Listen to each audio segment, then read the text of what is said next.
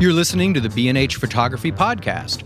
For over 40 years, B&H has been the professional source for photography, video, audio, and more. For your favorite gear, news, and reviews, visit us at bnh.com or download the B&H app to your iPhone or Android device. Now here's your host, Alan Weitz. Greetings and welcome to the B&H Photography Podcast. Today, John Harris and I welcome photographer Christina Peters to our show to talk about food photography and specifically macro food photography. Christina is a longtime food photographer and founder of the Food Photography blog and the Food Photography Club. We're going to be asking Christina about those ventures later in the show, but first, I'd like to summarize her approach with her own words, and I quote, "I help foodies and photographers improve their food photography and get higher paying clients." That sounds like a good game plan to me, and that's a pretty good place to start. But let's first also mention a few of Christina's credits, from craft foods to whole foods to pedigree pet food, a lot of things with food, and to a regular gig with the Delaware Today magazine. She has a long and impressive list of clients split between her LA and East Coast operations, and she's a B&H affiliate photographer, and we're going to talk about that too. But in the meantime, welcome, Christina, to the B&H Photography Podcast. Hi, Alan. Thank you so much. I'm super excited to be here and talk to you about macro photography today. Cool, and that's what we're going to be doing. But first, before we go any further, a huge thanks to Pelican, who provided support for this episode of the B&H Photography Podcast. I'm sure most of our listeners are familiar with their watertight travel cases and camera cases. They also make backpacks, flashlights, and headlamps, and all kinds of other quality stuff. And check out the Pelican product page on the B&H website. So we're going to get to a lot of subjects today, but this is a show about food and macro photography specifically. So let's start with some macro photography and the gear that you use to do the kind of pictures that you do. Now, my understanding, Christina, is that you work with different formats. Could you give us an idea of the kind of cameras and gear you use? Sure. So really depending on the client and how they're going to be using the image, that will really dictate what type of gear I'm going to be using. So large format, medium format. For my commercial work, I very rarely am using 35 millimeter gear, actually. So I'm usually using like a phase 1 digital back, and then I'm putting that onto a medium format system or a large format system. Again, depending on the images, what they want, and sort of how big they need to get these things. You mentioned use medium format and 4x5 with a phase 1 back. Now, the phase 1 back has a set size on it. Does that mean that, could I assume that if you're using that back on a 4x5, it's because you need to be able to do controls for perspective or focus shift? Exactly. The large format cameras are so great because you can completely have separate lens movements from your film standard, from the back. So that way, if I'm photographing a chocolate bar or a taco that's at a 45-degree angle from the camera, I got to really crank that lens, swing the lens, tilt it to try and get as much of that in focus in one shot as possible. And then usually that doesn't happen 100%. I have to do a lot of image stacking on top of that, so that the clients always want their food really in focus. So it's kind of like in the commercial world, it's a little disappointing because we want to make things blurry and out of focus and really editorial, but they want to see all their stuff really, really sharp. So I'm using the tilting of the lens and then shooting as few frames as I can, but stacking them enough to get the entire thing in focus front to back. So it gets kind of tricky. No, it is. And that's one of the advantages of 4x5 or any of a larger format camera has that, say, over a tilt shift lens on a 35 millimeter type camera, is that you could adjust your focus shift and where your plane of focus is with a tilt shift, and to a certain extent by keeping the camera parallel to your say if it's a wall or a package, to keep everything straight. But with the 4x5, you have from the front and the back, and the amount of controls you have are just really infinite, and it makes sense for what you're doing here. Yeah, it's awesome. I'm an old school film girl, and so I was using 4x5 for a very long time. And when the digital era came out, then all of a sudden we have focus stacking, and it's like, oh, here we go. We can do crazy stuff we couldn't do before. Yep. Yep. And did that really make a big difference in your output and even in the work and the clients that you were getting, this ability to focus tech? Oh, absolutely, because it wasn't an issue anymore. You didn't have to say to the client, "This is as sharp as we can get it." Here, are you okay with this being out of focus in the background? And so it actually makes you look a little more professional too, because I'm one of the few food shooters that's still using 4x5. I think a lot of if I have a newer client who's a little bit younger than me, they've never seen my setup. They have no idea what I'm doing. And then when I say, well, we're going to get the taco and focus 100% front to back, they're like, really? We were told that can't happen. It's like, okay, it can. There's just a few shenanigans we have to do in the process to make that, nice and tack sharp. And it makes you look like a magician. Yeah, when they see the setup, for sure, they're just like, "What is that?" When they've never seen a 4x5 before, so it's like, okay, Just go, hold my coffee, Sonny boy. Watch what I'm doing. Okay. exactly. Something I'm curious about now. We're talking about food photography and macro photography. It seems that food is naturally macro in many, many ways because you got to get in close food. Often you have to get in close to make somebody want to buy it. I mean, the idea is to make people salivate when they see this photograph. So you are getting in close. So isn't it kind of inherent that macro and food are kind of hand in hand? Yeah, 100%, Alan. The other thing with using a large format system where you have a rail, you can pull that lens really far away from your sensor. And so in the world of macro photography, it's all about that, right? So some people say a 1-to-1 magnification isn't really true macro work, that when you start talking about a magnification of 2-to-1, 3-to-1, even up to like 5-to-1, that's like, the sort of massive macro world. Well, that's micro photography at that point. Am I right about that? Is that Yeah, correct? I mean, there's like macro photography is life size. That's where it's always been defined for me, except for Nikon. They used to say half life size because the lenses didn't go 1-to-1 for the longest time. But to me, my understanding is that once you go beyond 1-to-1, closer than life size, you're at micro photography. Yeah, or extreme macro. Yeah, definitely. And then we have like the equipment. So Canon calls it macro, Nikon calls it micro. And Yes, so which is it's incorrect. yeah, in my opinion, it's like, okay, the brands never want to call the same thing the same name because they have to be different. Sure. So, but yeah, I call it extreme macro versus standard macro, but that could be wrong. I don't know. That's just how I've been sort of calling it all these years. But yeah, and it's interesting, I'm in several Facebook groups where it's all about macro photography, micro photography. And so they get a little snobby in there where they're like, well, that's not really a macro shot because you're only this and that. And There's then a they'll reason why like, you have that block button on your phone. Exactly. But then they'll share like some amazing images of insects and stuff where, it's like, ooh, that's pretty cool. Right. So yeah, but with the large format or any format where you can get the lens farther away from your sensor, then that's where you really can start creating images that we just can't see with our naked eye. And we're in another world where we're seeing textures and surfaces that we just can't see as a human with our naked eyeball, Super fun. No, the truth of the matter is we don't really resolve that. Well, our eyes don't resolve that much detail. No, especially mine. Hello. Yeah, I've actually had glasses since I was 8, so focusing the camera has always been a huge challenge for me. So when the world invented autofocus, it was like amazing. but the 4x5 cameras, they're not autofocus. So I have to use a loop lens on the back and, really make sure I nail my focus sharply when I start doing my stacks. So, super fun. And what about just the physical size of your setup? I mean, when you're using medium format, does that pose a problem in order to, get the image or even get over a table or get over, your workstation and get into the position you need to be?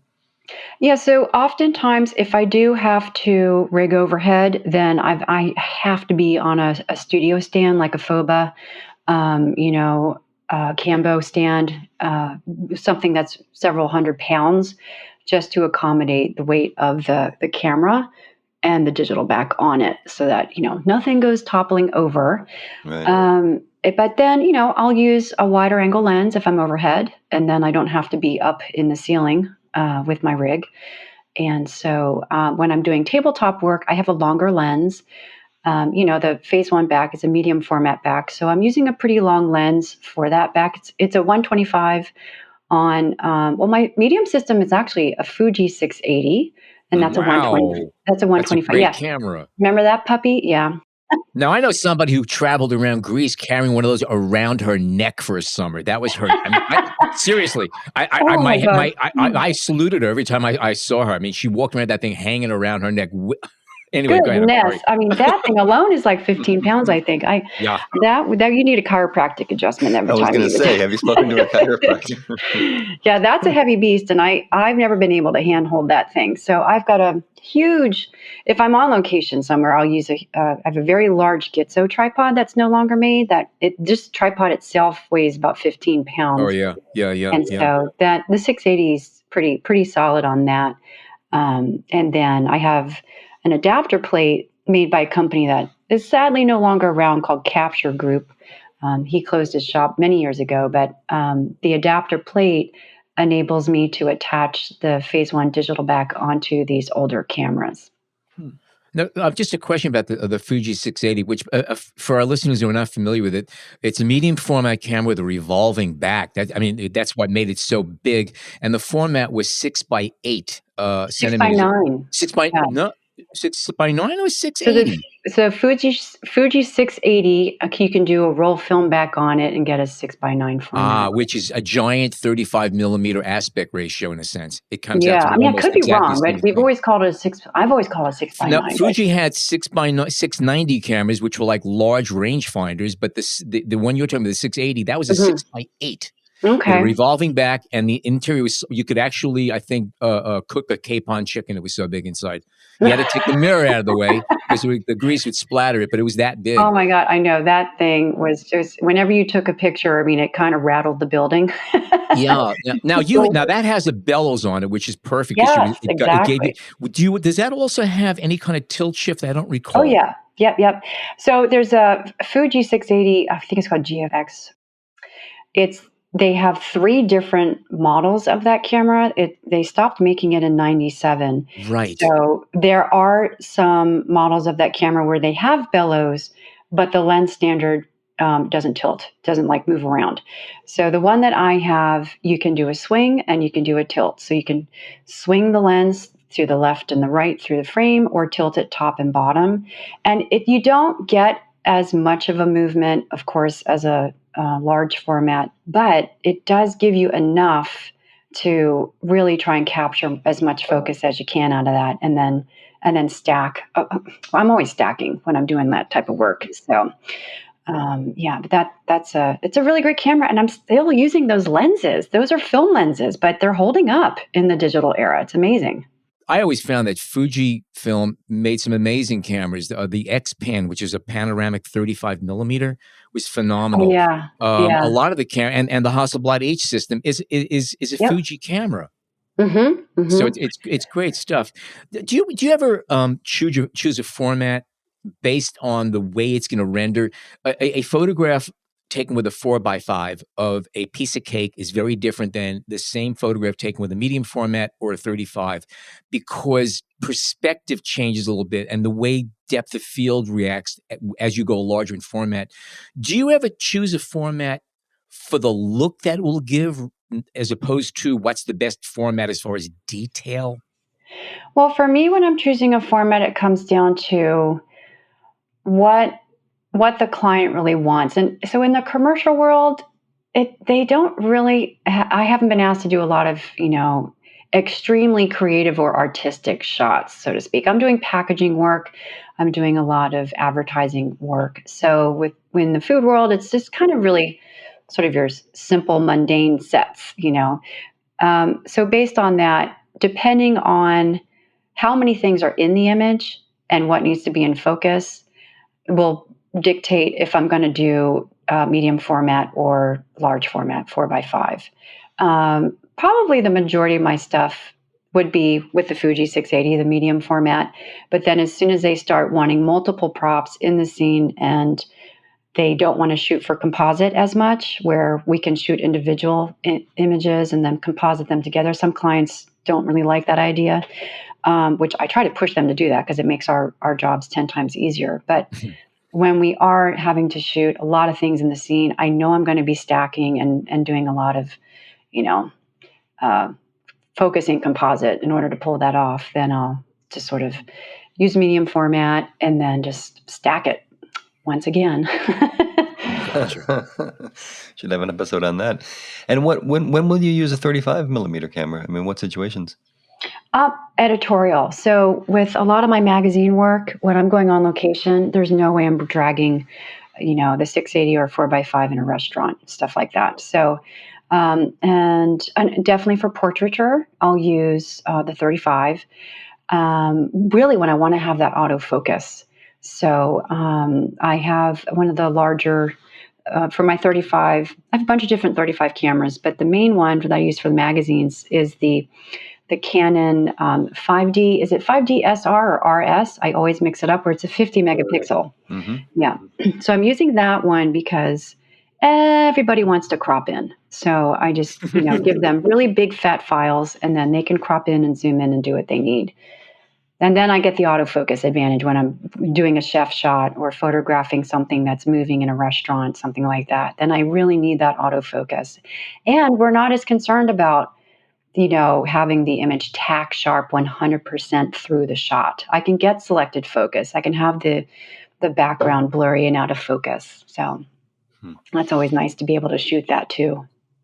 Well, and this is maybe it shows my technical ignorance, but how big is a file when you're done stacking it? Let's say you're using the 4x5 or a medium format, and when you're done creating the final image, how heavy is it?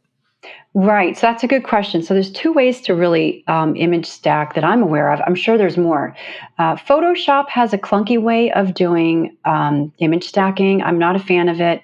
It makes the files fat and huge, and it's extremely slow. I use a software that's been around a long time. It's called Helicon Focus. The company name is Helicon Soft, which is ironic, but they I don't know why they call it that. That was good. That was good. Like, why? Okay. Who came up with that branding? But if you go to their website, they've been around a long time. And, as soon as the digital era started and we were slapping these digibacks on large format cameras, immediately we were all having a problem with focus. And so Helicon Focus came out quite a long time ago to address these problems. So a lot of us that have been, in days of film moving on through digital, that are, large format shooters, we were all like, oh my God, well, how are you getting your focus together and all of that stuff? So Helicon Focus really just came out to save us. And so that software is really light. It's very inexpensive. They even have like a standalone license if you want that. And you can actually, Capture One has a plugin, Capture One Pro, which is a tethering software package. They have a plugin that works with Helicon Soft. But I've just been, I'll do my image stack. I use Capture One Pro. I'm shooting tethered. So I'm double checking that my focus is there with each step of my stack.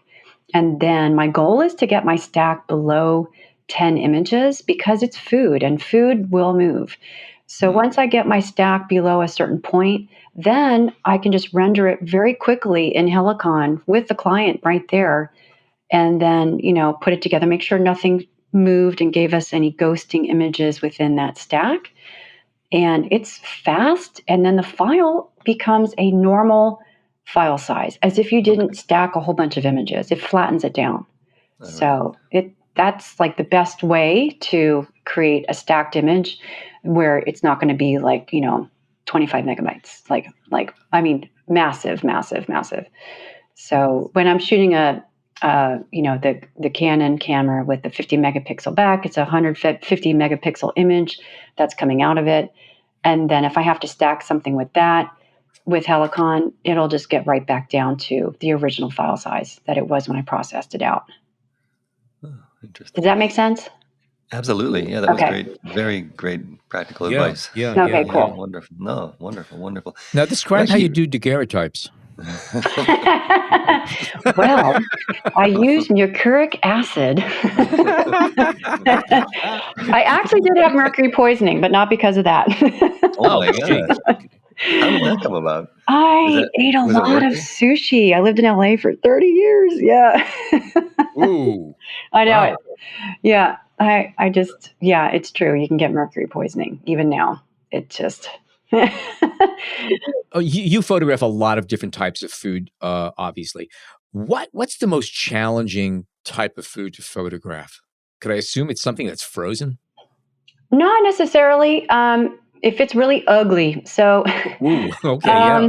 so there are certain foods that are just brown and mushy no matter what you do to it. It can taste fabulous, but it just looks brown and mushy. Mm. So those types of things are where we fall back on the food stylists to see if they have a way of plating or garnishing it to really sort of dress up an ugly pig, if you know what I mean. So what's that phrase? Put lipstick on a pig, Yeah, uh-huh, uh-huh. Yep. No, it's It's true. brown, mushy food. We know it's going to taste good, but we'll put some fresh herbs on it or try to plate it in a manner where maybe the things around it make it look a little bit fancier, nicer than what it is. So, as far as like complexity with food styling, anything with melted cheese, like pizzas, oh, they are Oh, yeah. so hard to shoot.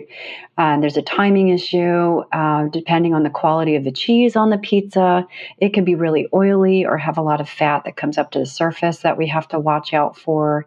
Not all cheeses melt the same way. And if we're brand specific, we're not allowed to switch any of that out. So if the cheese starts doing wacky stuff, then we look at the food stylist to get creative with their food science knowledge and fix it. So if you're And making, say, photographing a souffle that has three kinds of cheeses on it, it could be that each of those cheeses hits its visual peak at a different time as far as the way it coagulates or dries or cools or whatever it does. Is that true? yeah, so for example, if you're photographing like a pizza that has a blended cheese on the top, those cheeses Yeah. are going to have different melting points and have different textures along the melt. And then as cheese cools down, they kind of look like plastic, you Yes. know? Yeah. Yeah. So we got to hit it with a heat gun or with a steam iron. We use those little portable steam clothing, the little travel irons that Yeah. Yeah. little Yeah. Yeah. steamers, right? And those are great to have on set. And so you can hit the cheese with a little bit of that just to melt it up again. But it's just so funny. They definitely have a lifespan because after you sort of reheat it up so many times, it will just physically completely morph into some other product we are just not aware of. Like Yeah. it just Yeah. breaks down. And usually looks very sad. Yes, or gross, and both. For commercial jobs, do you always work with the stylist, and is it usually the same person? 100% always, always, always work with a food stylist. Yes, there's no time for a food shooter to style their own work. And as soon as I get a client that asks, well, can't you style it yourself? I immediately know what type of client they are. They're not high end. They have never, if they're working with photographers that are doing their own food styling, they're not up in this advertising bracket. There's just no time. There's absolutely no time for that. While the kitchen crew are working on the food, I'm out on set pre-lighting with something that they brought me that we call stand-in food. And then I'm working on that while they're working on the hero food. And so, yeah, it is an awesome collaboration.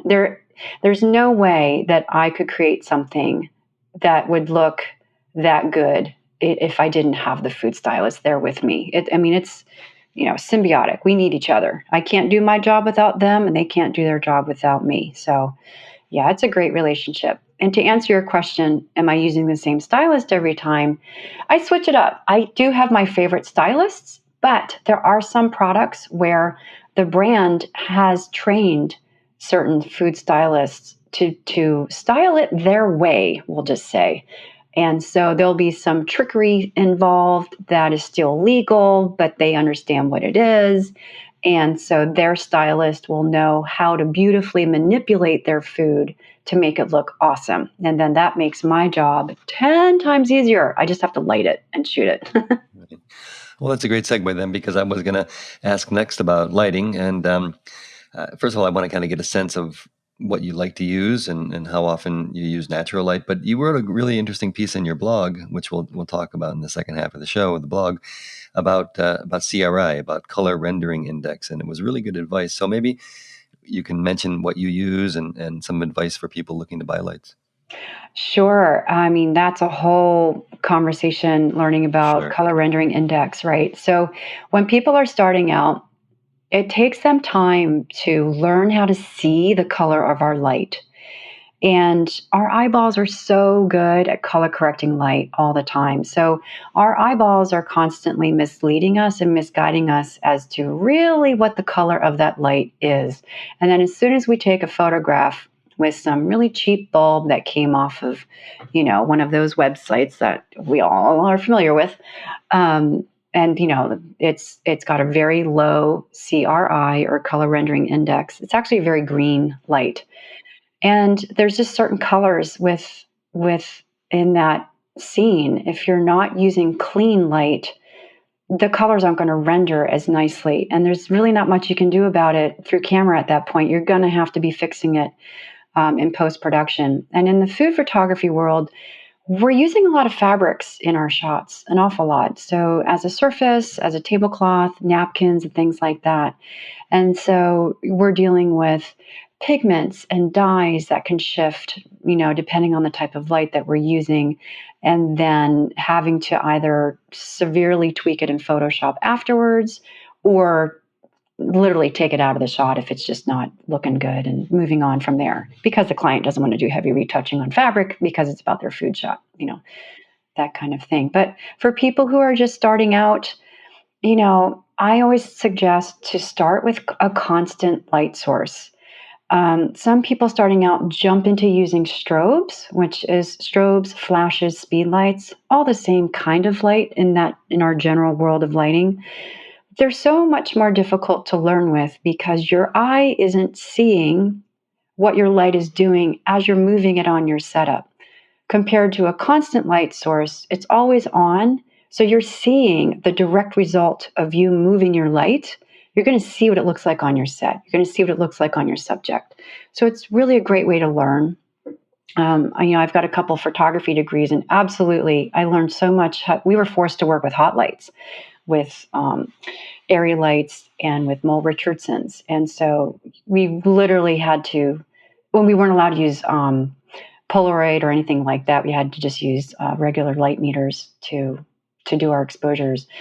And so it was a great way to learn how to see nuances and detail in light quality, the shadows, sharpness of shadows, and things like that. So if you're starting out, constant light source, try to spend the money on a light that's clean, and that means it has a high CRI. You guys have a ton of great lights on the website. So, Godox makes a few, some really nice LEDs that are very affordable to get into, like around $100, And a high CRI is above what number to you?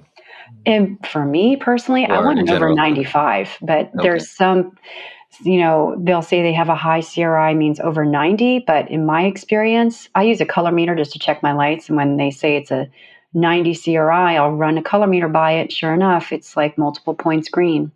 Not as bad as a really like an 85 CRI light. If you get a light with a softbox on a very inexpensive website, and it's running you only $20 or something, you're not going to have a high CRI at all, and it'll be a very green light. And so, And it also may not be consistent every time you're using it, too. That's another thing about it. You need consistency for these lights if you want to have consistent results. Exactly. And the really cheap strobes are extremely inconsistent. I have students that have some of these very, very inexpensive speed lights, and from shot to shot, their white balance is all over the place. And I couldn't figure out actually what was going on when I was reviewing some of their images. Like, so what are you changing this? Like, what's happening here? And so they're like, well, no, I didn't even notice that. I mean, it's a subtle thing, but it's like slightly warm and slightly blue, then neutral. It's like, Quite often, the reason for that is that a lot of strobe manufacturers, not all, but a number of them do, they will give you a very ambitious ready light when it's recycled, okay? Because recycling times is an important part of marketing. And while you quite often, and I got this information from somebody from one of the major manufacturers of strobes, and he gave me names of each manufacturer and where they set it to. Quite often, it's not unusual to have the ready light come on when you're only at 80% of full charge. Now, that means that you are not getting your full spectrum in many instances, especially if you're shooting Fast and Furious. That tube is not going to be at the same point each time. And what a lot of manufacturers say is when that ready light goes on, wait a moment before you hit it again. And that will give you a little bit more consistency. And again, it's all about just trying to make the numbers look good, but your pictures aren't consistent. So that's something that anybody who's going to be playing around with this stuff should really pay attention to. And it's good advice. I also think your thoughts about a continuous light is dead on. I also learned using a continuous light, hot lights, because we didn't have LEDs back then before I went into strobe. And while modeling lamps on electronic flash are quite good, they're never exactly the same because the tube is not in the same position as the flash tube, the modeling lamp, and a lot of other little things, the way it goes off. So it's a good approximation. But if you really want to learn what you're doing and actually see what you're doing, continuous light is there. It's WYSIWYG. What you see is what you're getting. And that's a real important thing. And then go on to strobe when you could, and then learn that what you see versus what's so. Those are also two different things. Exactly. I love hot lights. I love working with hot lights. And when I was I had a studio in Los Angeles in this one area. It was in Marina Del Rey area, and we had a large roll-up door. So in the wintertime, it was kind of breezy in there. And so we had a huge gap at the top of the roll-up door, and so I would run hot lights if I was photographing food that I knew wasn't going to settle too badly, like baked goods or something like that, where I knew I wasn't going to fall. Like I couldn't do it with lettuce or things like that, but I would bust out my hot lights, and the clients would be like, "What are you doing?" What's going on here? Because I didn't have to run the heater in the studio because these things are so hot. It was awesome. But then they could see the light on set. Whereas when I'm using strobes, I'm using they're made by Desisti, and they're actually a Fresnel light, and it's a focusing light, and the modeling light in those things are a joke. It's like as if someone's in there holding a little flashlight. You just can't see. So I don't even run them with modeling lights on. And I know my space. I know how the light's going to bounce off my walls. So, when the client walks in on that scene, they have no idea, understanding, are you even set up right now? Because I use a lot of bounced light, not a lot of direct light. And so then all of a sudden when I take a photo and my 4,800 watt second packs are popping, that's like, whoa, okay. It looks totally different on the computer than it does in real life because I have no modeling lights on my set and it's kind of dark. Right. So, but you know your space and you know your studio. So it's just intuitive. And that's one of the nice things about working with the same gear all the time is that you learn what it does and what it doesn't do. And you could work around without modeling lights. You know what's going to be because right. you've done it already. Right. Exactly. Yep. I want to ask quickly about a series that I've seen on your site and on your Instagram as well, which is this kaleidoscope of food. Can you talk a little bit about how you create those? Sure. So I've been working on that series for since days of film, actually, going way back. It started with 4x5 camera, and I would rack out my bellows and really do some macro shots where I'm pulling the lens really far away from the film standard. And I was doing incredibly close-up shots of pieces of food, produce specifically, where I'm just showing sort of cells and textures and things like that.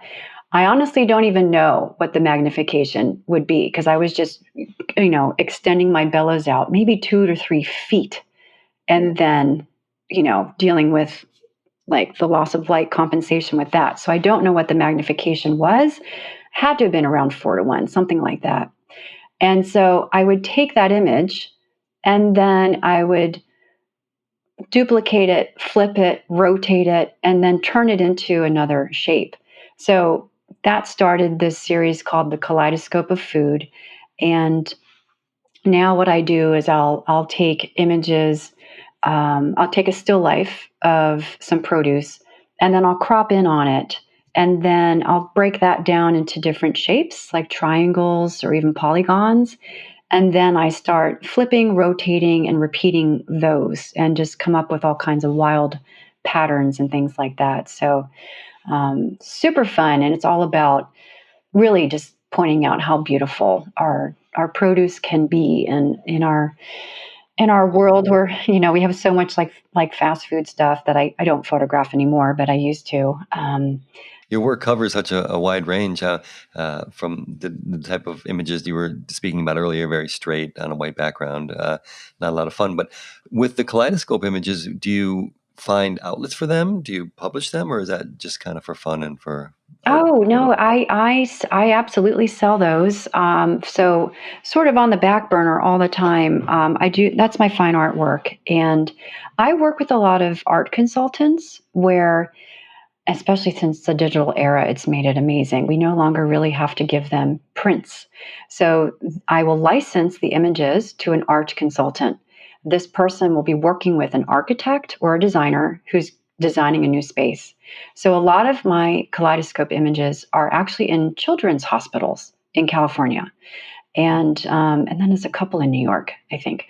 So I'll work with a consultant. They will present a body of my work to their client, and then they go through and they pick.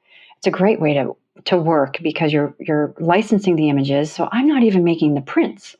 So they are licensing a one-time use from me as a print display, and then the consultants are the ones who really help get the piece into the facility. And these days now, with so many different ways of printing, they'll create my images on different substrates. The one I did recently, which is really cool, there was a company that can print on glass. They're up in Canada. And so it's a very, very, very thin layer of glass, and they can basically affix this to anything. And so they put my images in a series of outpatient rooms for this children's hospital.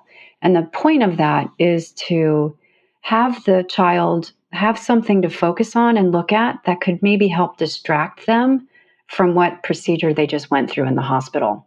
So there'll be fun pictures of food, and then the nurses will ask them to engage with that as they're waking up from anesthesia, like that kind of stuff. So, Wow, that's wonderful. and it's one of those things where it's glass, it's completely clean, so they can clean it, they can scrub it, they can make it very safe for that type of environment. It's just fascinating. I was looking at a lot of those pictures that you have, and again, the kaleidoscope stuff is wonderful, and it reminded me so much of those little cardboard tubes with the little pieces of plastic in it we used to get when we were kids and stare in one end and rotate them around. Exactly, yeah. And that's what you've created using food, and it's marvelous. And I could really see how kids could just get lost. I mean, I'm an adult. I'm a kid also, but I got lost in that stuff, and it's magical. There's such a lovely playfulness to it. Also, it really, really, it's bright. It's joyful. No, thank you. All right, we are going to take a short break. We come back more with Christina Peters and macro food photography. Stay tuned.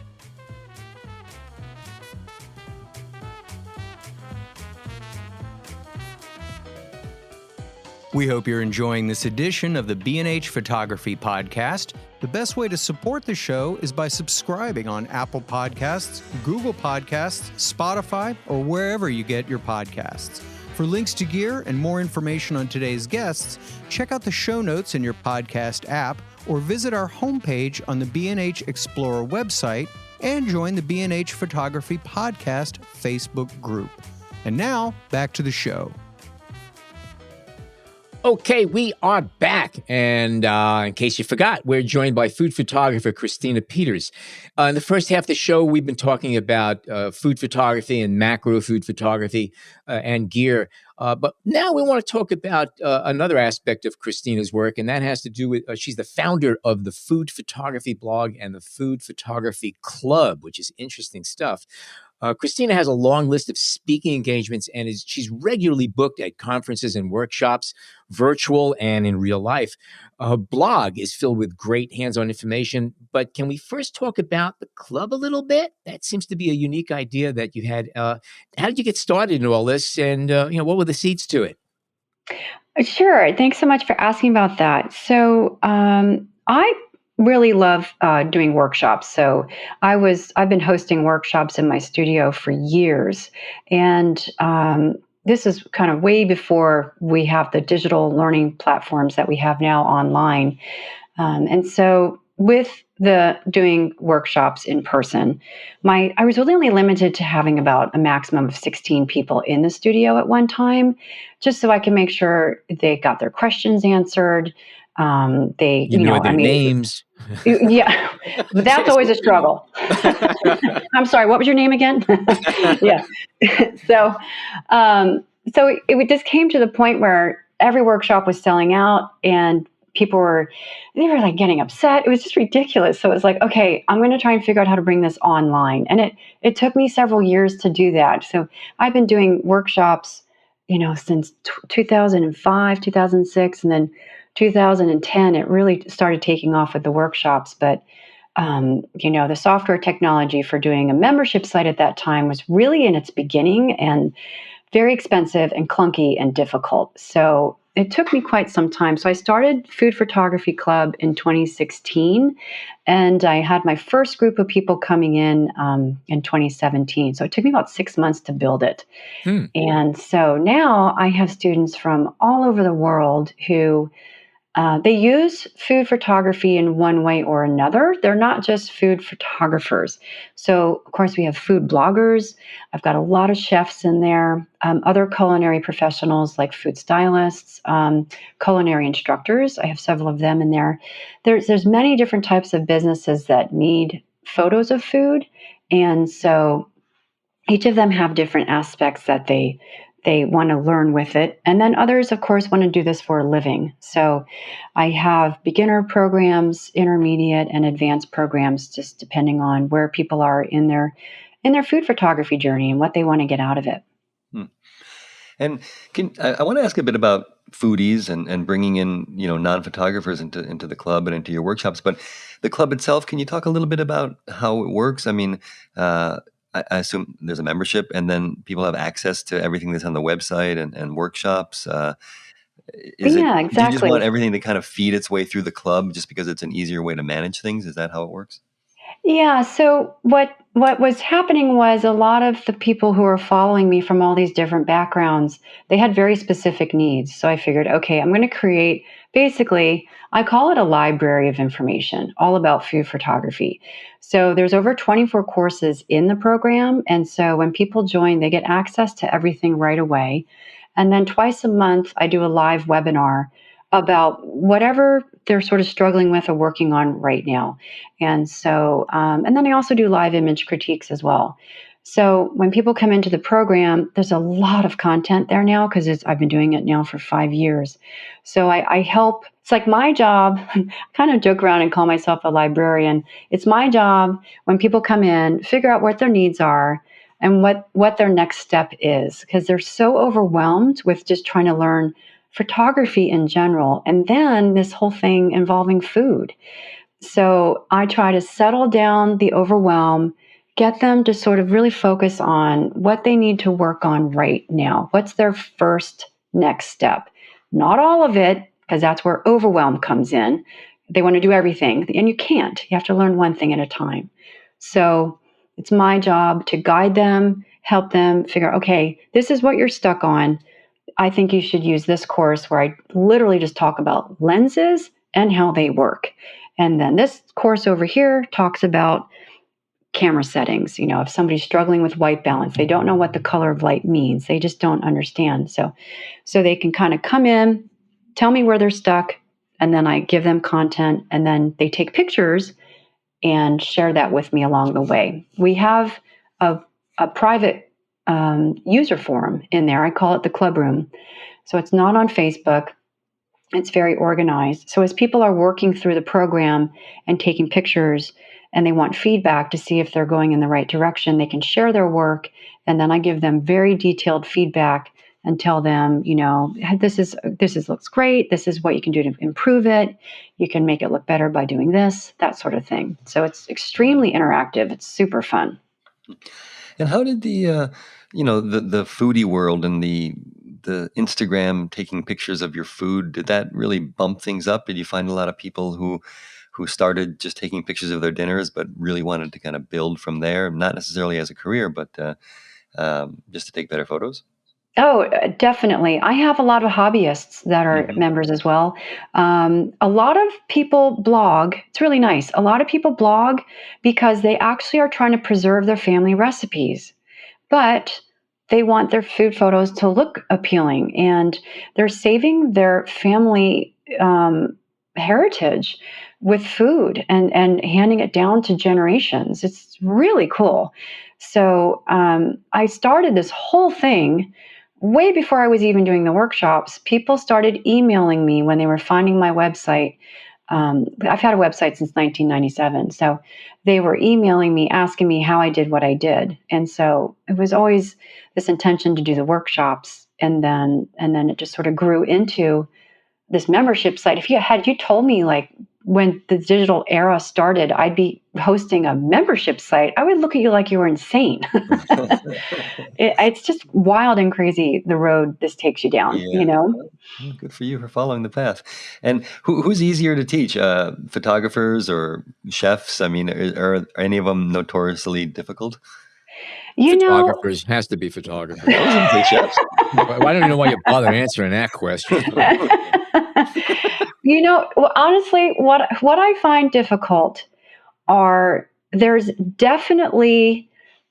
two things. There's a judgment of food styling that goes on. So there's a lot of food bloggers, who get all up and snobby about, well, you're manipulating your food. That's not real food, that kind of thing. And it's like, okay, you've never had a commercial client because you can't get away with that attitude. You'll be fired in a second, So it's interesting when they're photographing some food and I'm trying to give them some styling tips and they're like, well, I'm never going to do that. That's not real. And they get really righteous about it. And it's like, it could be so much better, You have to admit that cranberry sauce, if you can get it out of that can and hold all the textures of those little things from the can, it's gorgeous. Why would you want to mess with that? Exactly. So maybe changing the subject a bit, I read, and I think you alluded to it earlier too, about some of the work that you're not doing now, but you had a big change in your life at a certain point where you changed your diet and you made a commitment to eat better, and then that affected your food photography. Can you speak about that and really how it changed your work? It sure did. So as a food photographer, like way back starting out, it was like the ultimate dream was to shoot for some of these mega brands, right? And so then once you get up to that point, when you're photographing for these brands, they are sending you sometimes an entire pallet of food, which is 1,000 pounds of food. And they're, frozen. They're in like, they're cases of like ground beef or whatever. And the ingredient labels are on there. And so we always have a prep day. So on this particular job, I saw this ingredient label wrapping around a box and it went literally down the side and around underneath it. And I was like, okay, what could possibly be in that where the ingredient list is that long? And so I started looking at it and I was like, what is this stuff? And it was an animal protein product. I'll just call it that. And it had a stable shelf life of 3 years. And I was like, okay, that's not, it shouldn't be, there should be no food that's, shelf stable for 3 years, and so that really just got me thinking about like, what am I photographing and what am I contributing to? And what could that possibly be doing to other people? And I've always had digestive issues my whole life, and it started getting really bad, like in my mid-30s and stuff, with stress and things like that. And so that's when I was really looking at all of this and was like, okay. And then I just started learning more about food and where it comes from and what processing means and what these chemicals are. And I started educating myself really when I was in the thick of it, And so then I started having this conflicted, thought of, can I continue to support this type of food industry? And so I pretty much was like, I just can't do it. I was being flown around the country to do all of this with a lot of work with a lot of big brands. And so I was starting to regret like going in and doing the job. And I remember waking up one morning, like, I was going to photograph this particular company, and the ad agencies are amazing. Everybody was wonderful. Everyone's treating you well. It had nothing to do with the type of people in the industry. We're all foodies, so we all had a connection. But when I just like, okay, I remember waking up thinking, okay, just get me to Wednesday at 8:00 when we'll be done. And it's like, wait, that's not the attitude that you need to have when you go into a food shoot. That's not what you need. So it's like, okay, I have to change this. So then I told my rep at the time what I was thinking, and she was like, I was wondering when this is going to happen, And so, yeah, I was like, I want to do some smaller jobs for now. I just want to do some editorial work, some cookbook work, and really focus on getting back to real food. And so, so now when I do work with a company, like a lot of the organic companies reach out to me now, and people who are very aware of making a product for food allergens and things like that. So I can totally get behind it. Perhaps your rep wasn't excited at first about the revenue aspect. Oh, we parted ways. Yeah, I was totally honest with her. We're still really good friends and all that, but I was just like, so I think I gotta let you go. And she was like, I was kind of thinking, So yeah, but we're good friends. She totally understands, and But over time, then companies that you preferred to work with did start to gravitate toward you, right? Yeah, exactly. So they would read my my bio where I sort of explain that my food philosophy has changed. And so, yes, the budgets are much, much smaller. And I mean, it's just a sad state of the world in which we live in, where, people really gravitate towards what's quick, easy, convenient. It's got to have apparently an enormous amount of salt, sugar, and other stuff in it for people to get used to that weird taste. And so I really, it's like taking the smaller jobs, totally fine with that, because I'm supporting a smaller company that really has a good purpose with their product instead of a money-making empire, which, and like I said, I mean, everybody treated everybody really well. Nothing against the industry itself, but the agenda of the industry is extremely different from where I am at with my food philosophy. That's for sure. Well, good for you. What about pet food? Now, you're doing a lot of stuff with pet foods. Do you go into those kind of shoots with a different perspective or attitude? You know what? Here's what's fascinating with the pet food.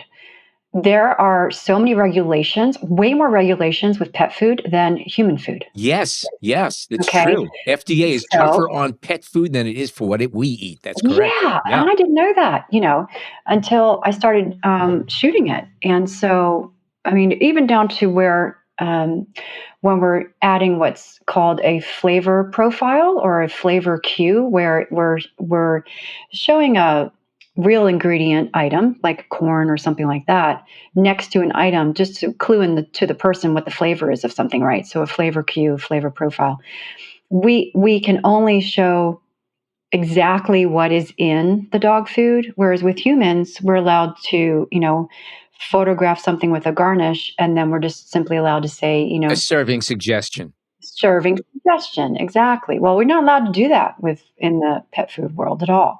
So what was interesting about those projects was, humans like to buy food for their pets as if they were going to eat it. So they want things that sound yummy to them, even though their doggy is going to, really doesn't care.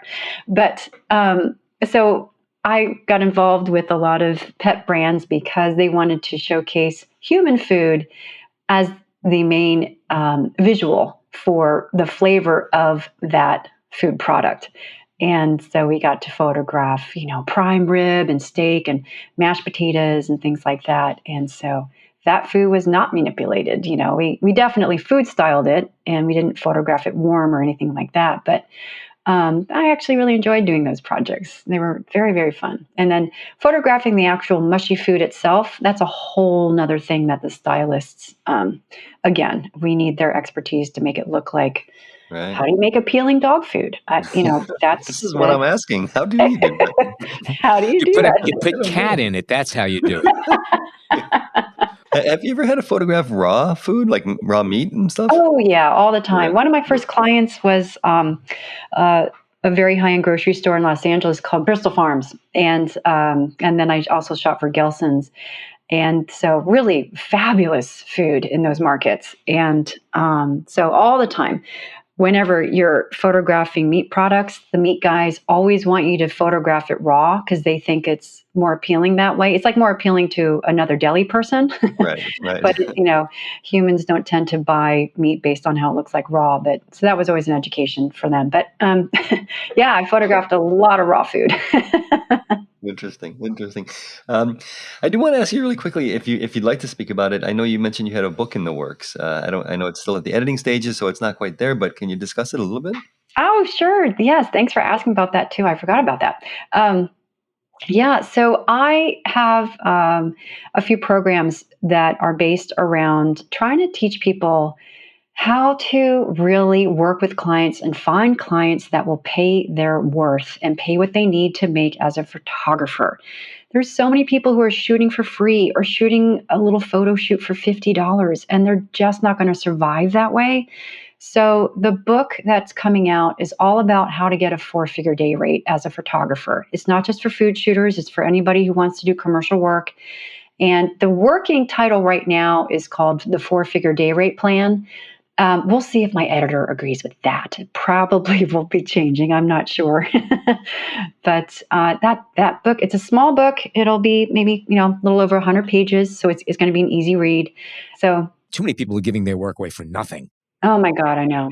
Yeah, it breaks my heart. I mean, I'm working with photographers all the time. I do coaching as well. And, their work will be beautiful. And then when they fill out my onboarding form for the program, and then I'll, start talking to them. It's like, okay, so, you're struggling with getting some clients. Your work is beautiful. So what type of clients? I'm like, oh, well, I'm not charging yet. And it's like, oh no. I'm like, okay, we're gonna fix that right now. That's over. You're done doing that. And it's really, it's about their headspace, Yeah. It's about once they start working for free, they start attracting the clients that want them to work for free. And then they will literally argue with me that there's no one in their area that would pay that, a 4-figure day rate. And so my rebuttal back to them is, if that really is true, which I doubt, you need to then move outside of your area virtually. We know the pandemic brought us this thing that now a lot of our clients are used to. It's called virtual shooting or remote shooting. So during the pandemic, when we all had shutdowns, but people still had to create images, it made a lot of our clients a lot more comfortable hiring a photographer who wasn't in their area. So now more than ever, no one has the excuse of no one's going to pay that in my area. I don't allow that language to even exist. Putting my foot down. Thank you. No, thank you. Seriously. Now, I remember going back several decades, I had a client in Chicago, and they didn't want or couldn't come in to shoot in the New York area. And I remember it was a big deal. We were shooting 4x5 and we were faxing Polaroids to them. Yep, exactly. I tell people, right? This isn't a new concept. No. Remote shooting has existed ever since really email, right? Yeah. We would like take, scan. I totally remember that, Alan. We would scan the pulley on the flatbed and email it to someone. Yeah, but I remember actually faxing the Polaroids, taping it to a piece of white paper and faxing it to them. Oh This my is God. pre-internet. Yeah, And they were in Chicago, and it worked out fine. And we had to wait 10 minutes between each Polaroid. But that's how we exactly. did it. And that was virtually working. Now it's easier. Now you could really look right over the person's shoulder. It's amazing. Just a real quick question, and this is a huge topic, I suppose, but ha- have you ever gotten constructive advice from your clients in the situation like this, where you're still in the middle of a shoot and they're looking, in this case, at a faxed scan, but in another case, over your shoulder at a tethered screen? Or is it really just about getting a sign off on something? Oh, I absolutely am getting their feedback. Mm-hmm. And, and some clients have plenty to say. And Right. then others are a little more quiet about it and they want me to do my thing. But really, I get a lot of feedback to the point where, do you like the fork here, here, here, or there? Or do you want me to get rid of the fork? Do you like this napkin? Do you like this color? Do you like the position where we are? That's like cookbook stuff. But if we're dealing with like an ad where we have text that we know has to be in a specific area, then I'll put the image together. I will, very quickly composite the text for the ad on the image, and then we'll get more technical. Okay, you move this down because we might have to put another timestamp on it, like a date or something like that. So then it's more moving things back and forth just so we can accommodate the layout. So I'm a huge fan. I want all the feedback I can get. Like, tell me what you're thinking, because after this shot's done, if you want me to reshoot it and you didn't give me the feedback that you needed, that's another shot. I'm going to charge you for that. Right. So, yeah, the very specific manner in which to shoot remotely so that you don't end up doing extra shots for free. Yeah. That's a problem. Yeah. Yeah. Well, that's interesting. Okay, so we're about ready to wrap up. I did want to ask you about your affiliate status at B&H. I noticed that you have a recommended gear page on the B&H site now, and you're working with the affiliate department. So maybe you can talk a little bit about that, and certainly let us know what's on that recommended page if you want. Oh, sure. Yeah. So I've been actually a customer of B&H since I was a teenager. My first camera came from B&H when they used to have ads in the back of magazines. Remember that, Alan? 49 pages in the 48 to 49 in the back of Pop Photo and Modern Photography. That's correct. That was Exactly. that was our internet. It really was. And so I remember buying my first camera back then, and I've been buying gear from them ever since. And so they are like the mammoth when it comes to equipment. And the staff there just is so knowledgeable, and they know so much about what they're selling. And so the affiliate program, I have a gear page, and I've really broken it down into different categories. A lot of it focused around food, but also, if you have to do like portraits and chef shots and things like that, I do sort of have some other gear in there appropriate for that. But I really organize it quite easily. So we talk about cameras and lenses, lighting, camera support, and then lighting modifiers. And then I have a whole section of miscellaneous stuff where there might be like monitors and monitor calibration and things like that. So there's a lot of things in there. It's just so funny. When I was setting it up, my coordinator there at B&H, Izzy, he's awesome. He was just like, I'm just going to be honest. I think you're the first photographer to have this many products on your gear page. I was like, oh, sorry about that. But there's so many things depending on what you're shooting. I've kind of, broken it down for the people who are looking for stuff. It's all food photography related. That's the idea, right? That's the idea. Yeah. So the cameras and lenses that would be excellent for using food are broken down. I have some broken down by brand and then by camera type. So whether it's mirrorless or DSLR. So yeah, there's so many options now. It's amazing what you guys have. All right, Christina, it's been wonderful talking to you. And again, aside from the fact that you're a great photographer and all that stuff, again, you're using a Fuji 680. Okay, my hat's off to you right then and there. That puts you in a special niche right over there. If people want to catch up with your work, where can they go to? Oh, sure. Thanks. Yes. So my commercial site is ChristinaPeters.com. That's where you can see my commercial work and also some of my fine art work, The Kaleidoscope of Food.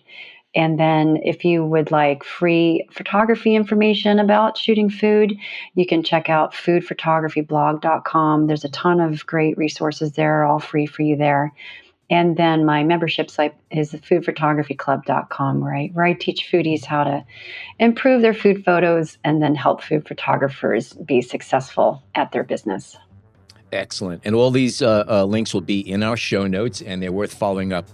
Great work and great information. Christina, it's terrific talking to you. I actually learned a few things today, which it makes me real happy here. So great talking to you. And again, we strongly recommend that you folks just follow up and take a look at Christina's work. Some of it's just a lot of fun, and it's all food. And a special thanks again to Pelican for support of this episode of the podcast. Check out the link in the Pelican product page in our show notes to learn more. All that said, my name is Alan Weitz, and on behalf of John Harris and Jason Tables, thank you oh so much for joining us today.